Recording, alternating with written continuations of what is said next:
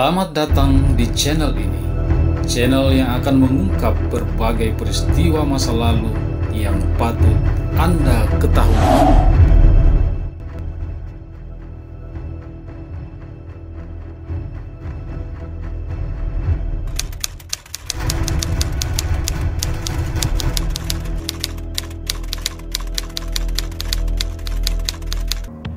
Tanggal 1 Juni 1945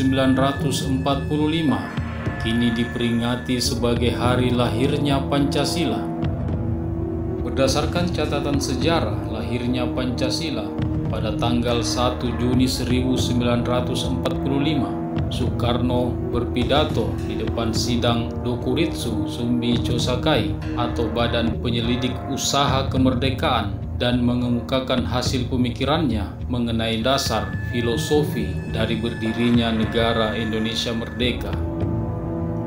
Dalam pengantarnya untuk buku pidato lahirnya Pancasila 1 Juni 1945, Dr. K.R.T. Rajiman Widyodiningrat mengungkapkan bahwa sebagai Kaico atau Ketua Badan Penyelidik Usaha Kemerdekaan, Rajiman mengikuti dan mendengar sendiri pidato Bung Karno tentang dasar negara Indonesia Merdeka. Menurut Rajiman, lahirnya Pancasila ini merupakan buah stenografis verslak dari pidato Bung Karno yang diucapkan tanpa naskah pada tanggal 1 Juni 1945. Pidato ini merupakan beginzel yang telah meresap dan berurat akar dalam jiwa Bung Karno dan keluar dari jiwanya secara spontan meskipun pada saat itu sidang BPUPK dilaksanakan di bawah pengawasan ketat bala tentara Jepang. Rajiman juga mengemukakan bahwa pidato Soekarno yang tanpa naskah itu tentu saja kurang sempurna tersusunnya, namun yang terpenting adalah isinya tentang dasar negara Indonesia Merdeka yang disebut Soekarno dengan nama Pancasila. Lantas seperti apa sesungguhnya isi pemikiran Soekarno tentang dasar dan filosofi dari berdirinya negara Indonesia Merdeka yang disebut Soekarno sebagai filosofi Grondslag atau Weltanschauung? Simak terus video ini hingga selesai. Namun sebelum kita lanjut, jangan lupa tekan tombol like, subscribe, dan nyalakan lonceng notifikasinya agar Anda menjadi orang pertama yang akan mendapatkan video-video selanjutnya.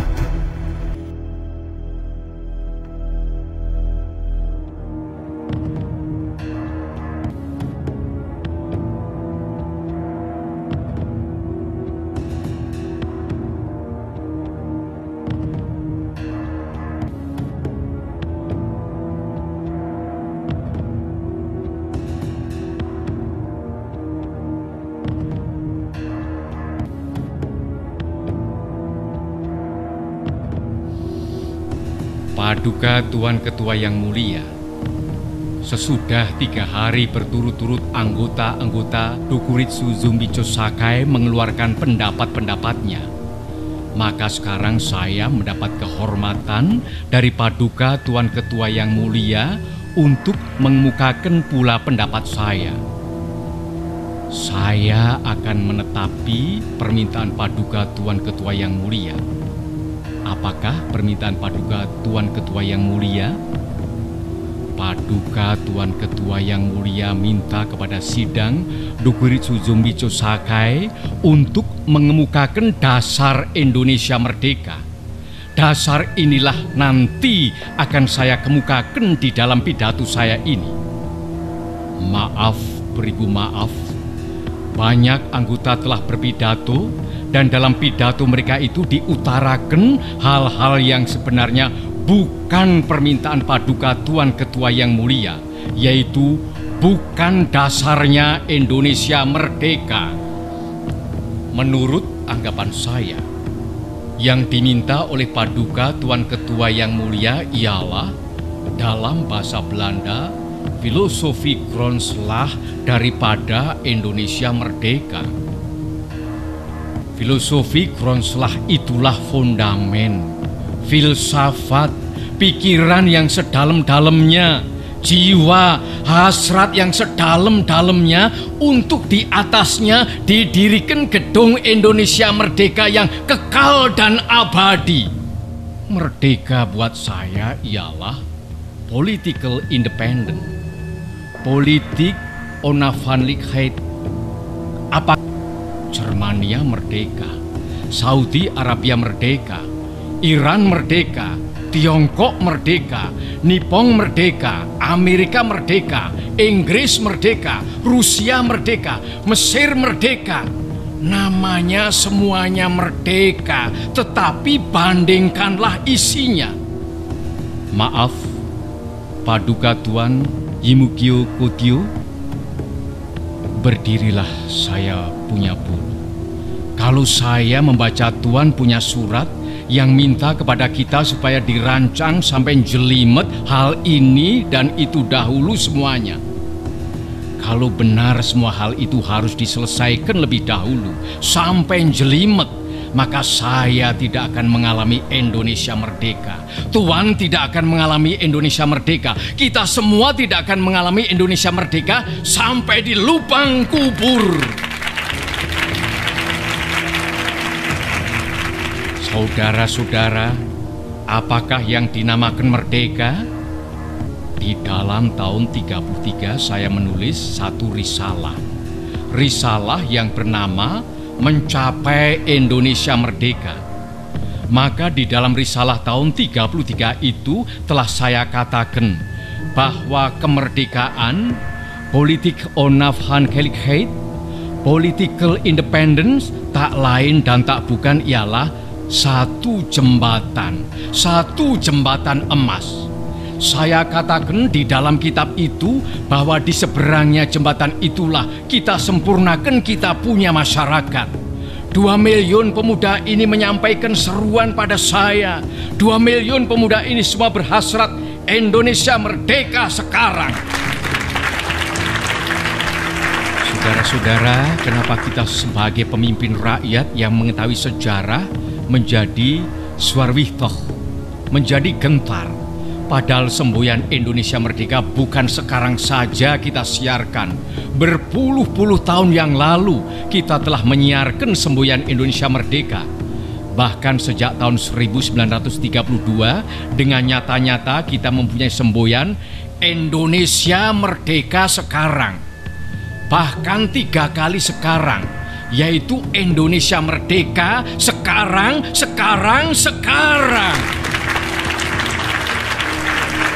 Saudara-saudara, kalau umpamanya pada saat sekarang ini bala tentara Dai Nippon menyerahkan urusan negara kepada kita, maka 1 menit pun kita tidak akan menolak. Sekarang pun kita menerima urusan itu. Sekarang pun kita mulai dengan negara Indonesia yang merdeka.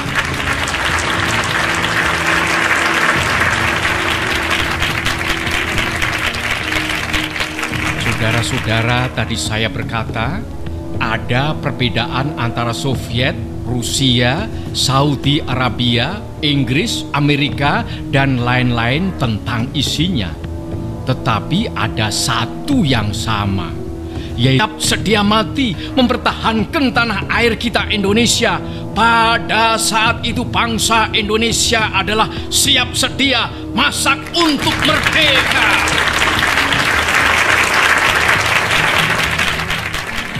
Dalam Indonesia merdeka, kita melatih pemuda kita agar supaya menjadi kuat. Di dalam Indonesia merdeka, kita menyehatkan rakyat sebaik-baiknya. Inilah maksud saya dengan perkataan jembatan. Di seberang jembatan emas inilah baru kita leluasa menyusun masyarakat Indonesia merdeka yang gagah, kuat, sehat, kekal, dan abadi. Tuan-tuan sekalian, kita sekarang menghadapi satu saat yang maha penting. Tidakkah kita mengetahui sebagaimana telah dihukum internasional atas suatu Weltanschauung? Paduka Tuan Ketua yang mulia, apakah Weltanschauung kita jikalau kita hendak mendirikan Indonesia yang merdeka? Maka demikian pula jika kita hendak mendirikan negara Indonesia merdeka. Paduka Tuan Ketua, timbullah pertanyaan, apakah Weltan Saung kita untuk mendirikan negara Indonesia merdeka di atasnya? Apakah nasional sosialisme? Apakah historis nasionalisme? Apakah Sanmincui sebagai dikatakan oleh Dr. Sun Yat-sen? Saudara-saudara sekalian, kita telah bersidang 3 hari lamanya. Banyak pikiran telah dikemukakan, macam-macam, tetapi alangkah benarnya perkataan Dr. Sukiman, perkataan Ki Bagus Hadikusumo, bahwa kita harus mencari persetujuan faham. Kita bersama-sama mencari persamaan filosofi Grondslag, mencari satu Weltan Saung yang kita semua setuju. Saya katakan lagi, setuju. Apakah itu? Pertama-tama, saudara-saudara, saya bertanya, apakah kita hendak mendirikan Indonesia merdeka untuk sesuatu orang, untuk sesuatu golongan? Mendirikan negara Indonesia merdeka yang namanya saja Indonesia merdeka, tetapi sebenarnya hanya untuk mengagungkan satu orang, untuk memberi kekuasaan kepada satu golongan yang kaya, untuk memberi kekuasaan pada satu golongan bangsawan. Kita hendak mendirikan suatu negara semua buat semua, bukan buat satu orang, bukan buat satu golongan, baik golongan bangsawan maupun golongan yang kaya, tetapi semua buat semua. Inilah salah satu dasar pikiran yang nanti akan saya kupas lagi. Maka yang selalu mendengung di dalam saya punya jiwa, bukan saja di dalam beberapa hari di dalam sidang Dokuritsu Zumbicho Sakai ini, akan tetapi sejak tahun 1918, 25 tahun lebih, ialah dasar pertama yang baik dijadikan dasar buat negara Indonesia, ialah dasar kebangsaan. Kita mendirikan satu negara kebangsaan Indonesia.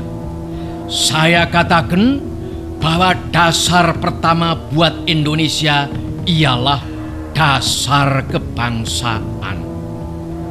Itu bukan berarti satu kebangsaan dalam arti yang sempit, tetapi saya menghendaki satu national state. Apakah yang dinamakan bangsa? Apakah syaratnya bangsa? Definisi Otto Bauer pun sudah tua. Sebab tatkala Ernest Renan mengadakan definisinya itu, tatkala Otto Bauer mengadakan definisinya itu, tatkala itu belum timbul satu wetenschap baru, satu ilmu baru yang dinamakan geopolitik. Kemarin, kalau tidak salah, Saudara Ki Bagus Hadikusumo atau Tuan Munandar mengatakan tentang persatuan antara orang dan tempat. Persatuan antara orang dan tempat, tuan-tuan sekalian, persatuan antara manusia dan tempatnya. Iya, akar di dalam buminya nasionalisme. Nasionalisme tidak dapat hidup subur kalau tidak hidup dalam taman sarinya internasionalisme. Jadi dua hal ini, saudara-saudara, prinsip 1 dan prinsip 2, yang pertama-tama saya usulkan kepada tuan-tuan sekalian adalah bergandengan erat satu sama lain. Kemudian apakah dasar yang ketiga? Dasar itu ialah dasar mufakat, dasar perwakilan, dasar permusyawaratan. Negara Indonesia bukan satu negara untuk satu orang, bukan satu negara untuk satu golongan, walaupun golongan kaya. Tetapi kita mendirikan negara semua buat semua, satu buat semua, semua buat satu. Saya yakin bahwa syarat yang mutlak untuk kuatnya negara Indonesia ialah permusyawaratan perwakilan. Dengan cara mufakat, kita perbaiki segala hal, juga keselamatan agama, yaitu dengan jalan pembicaraan atau permusyawaratan di dalam Badan Perwakilan Rakyat. Apa-apa yang belum memuaskan, kita bicarakan di dalam permusyawaratan. Prinsip nomor 4 sekarang saya usulkan. Saya di dalam 3 hari ini belum mendengarkan prinsip itu, yaitu prinsip kesejahteraan, prinsip tidak akan ada kemiskinan di dalam Indonesia merdeka. Maka prinsip kita harus, apakah kita mau Indonesia merdeka yang kaum kapitalnya merajalela, ataukah yang semua rakyatnya sejahtera, yang semua orang cukup makan, cukup pakaian, hidup dalam kesejahteraan, merasa dipangku oleh Ibu Pertiwi yang cukup memberi sandang pangan kepadanya? Mana yang kita pilih, saudara-saudara? Kita sudah lihat di negara-negara Eropa adalah badan perwakilan, adalah parlementer demokrasi. Tetapi tidakkah di Eropa justru kaum kapitalis merajalela? Di Amerika ada suatu badan perwakilan rakyat, dan tidakkah di Amerika kaum kapitalis merajalela? Tidakkah di seluruh benua barat kaum kapitalis merajalela? Padahal ada badan perwakilan rakyat. Tak lain tak bukan sebabnya ialah oleh karena badan-badan perwakilan rakyat yang diadakan di sana itu sekadar menurut resepnya Franse Revolusi. Adakah keadaan yang demikian ini kita kehendaki? Saudara-saudara, saya usulkan, kalau kita mencari demokrasi, hendaknya bukan demokrasi barat, tetapi permusyawaratan yang memberi hidup, yakni politik ekonomische demokrasi yang mampu mendatangkan kesejahteraan sosial. Yaitu bukan saja persamaan politik, saudara-saudara, tetapi pun di atas lapangan ekonomi kita harus mengadakan persamaan. Artinya kesejahteraan bersama yang sebaik-baiknya. Saudara-saudara, apakah prinsip yang kelima? Saya telah mengemukakan 4 prinsip. 1. Kebangsaan Indonesia. 2. Internasionalisme atau perikemanusiaan. 3. Mufakat atau demokrasi. 4. Kesejahteraan sosial. Prinsip yang kelima hendaknya menyusun Indonesia merdeka dengan bertakwa kepada Tuhan Yang Maha Esa. Prinsip ketuhanan bukan saja bangsa Indonesia bertuhan, tetapi masing-masing orang Indonesia hendaknya bertuhan. Tuhannya sendiri. Yang Kristen menyembah Tuhan menurutkan ketuhanan Yang Maha Esa. Saudara-saudara, dasar-dasar negara telah saya usulkan. 5 bilangannya. Inikah Pancadharma? Bukan. Nama Pancadharma tidak tepat di sini. Dharma berarti kewajiban. Sedang kita membicarakan dasar. Saya senang kepada simbolik. Simbolik angka pula. Rukun Islam 5 jumlahnya. Jari kita 5 setangan. Kita mempunyai panca indera. Apalagi yang 5 bilangannya? pendawa pun 5 orangnya. Sekarang banyaknya prinsip kebangsaan, internasionalisme, mufakat, kesejahteraan, dan ketuhanan, 5 pula bilangannya. Namanya bukan Pancadharma, tetapi saya namakan ini dengan petunjuk seorang teman kita ahli bahasa.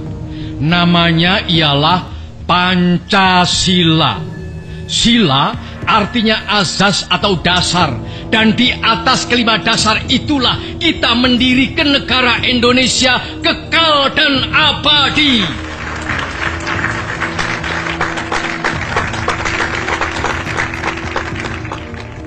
Atau barangkali ada saudara-saudara yang tidak suka akan bilangan 5 itu, saya boleh peras sehingga tinggal 3 saja. Saudara-saudara tanya kepada saya, apakah perasan yang 3 itu? Berpuluh-puluh tahun sudah saya pikirkan dia. Ialah dasar-dasarnya Indonesia merdeka. Weltan saung kita. 2 dasar yang pertama, kebangsaan dan internasionalisme. Kebangsaan dan peri kemanusiaan saya peras menjadi satu. Itulah yang dahulu saya namakan sosionasionalisme. Dan demokrasi yang bukan demokrasi barat, tetapi politik ekonomisme demokrasi, yaitu politik demokrasi dengan sosial rechtvaardigheid, demokrasi dengan kesejahteraan. Saya peraskan pula menjadi satu. Inilah yang dulu saya namakan sosiodemokrasi. Tinggal lagi ketuhanan yang menghormati satu sama lain. Jadi, yang asalnya 5 itu telah menjadi 3. Sosionasionalisme, sosiodemokrasi, dan ketuhanan. Jikalau Tuhan senang kepada simbolik 3, ambillah cara 3 ini. Tetapi barangkali tidak semua tuan-tuan senang kepada Trisila ini dan minta satu dasar saja. Baiklah, saya jadikan 1. Saya kumpulkan lagi menjadi 1. Apakah yang 1 itu? Sebagai tadi telah saya katakan, kita mendirikan negara Indonesia yang kita semua harus mendukungnya. Semua buat semua. Jikalau saya peras yang 5 menjadi 3 dan yang 3 menjadi 1, maka dapatlah saya 1 perkataan Indonesia yang tulen, yaitu perkataan gotong royong. Negara Indonesia yang kita dirikan haruslah negara gotong royong. Alangkah hebatnya negara gotong royong.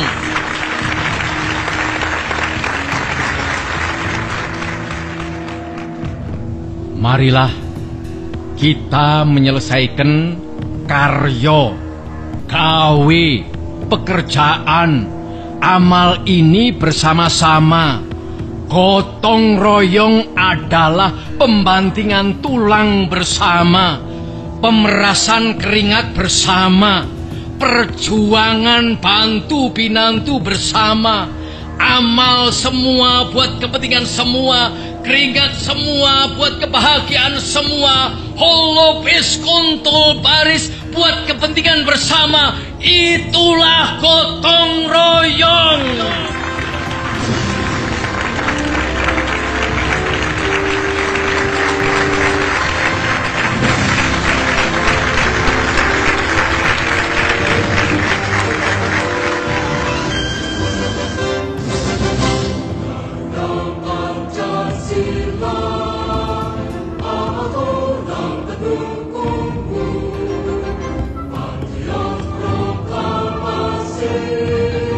Sedia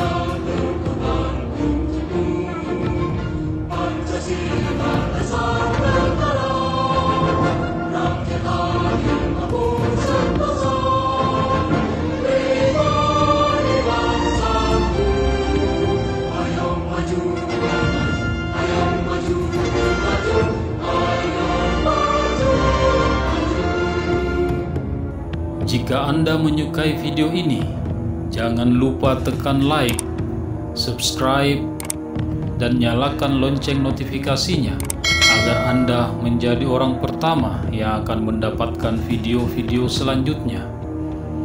Terima kasih telah menonton video ini. Semoga bermanfaat.